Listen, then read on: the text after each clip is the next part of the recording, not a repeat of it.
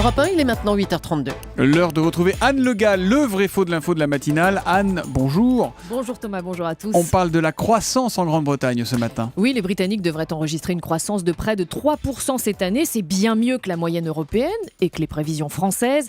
Mais Claude Bartolone, le président de l'Assemblée nationale, qui était hier au micro de Jean-Pierre Elkabbach dans ce studio, a tenu à nuancer cette croissance britannique. En ce qui concerne l'Angleterre, ils viennent de tellement bas qu'aujourd'hui, c'est vrai qu'ils ont une croissance qui est surtout sur Londres et sur le secteur financier plutôt que sur le reste du pays.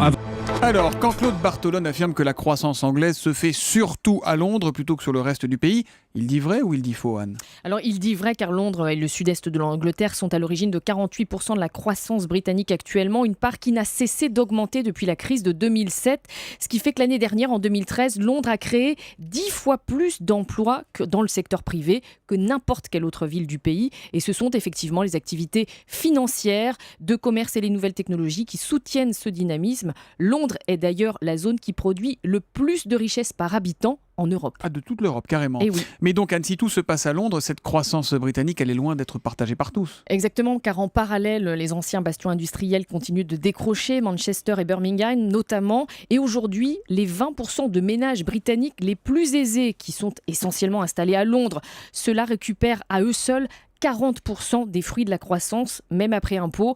Des chercheurs britanniques ont d'ailleurs interpellé la semaine dernière le gouvernement britannique sur ce décalage grandissant entre les plus riches et les plus pauvres. D'après leur étude, le pourcentage de foyers pauvres en Grande-Bretagne est passé de 14 à 33% en l'espace de 30 ans. Donc, on met un vrai à Claude Bartolone ce matin sur Europe 1. Le vrai faux de l'info de la matinale. Anne Le Gall, on vous retrouve évidemment lundi matin. À lundi. À lundi.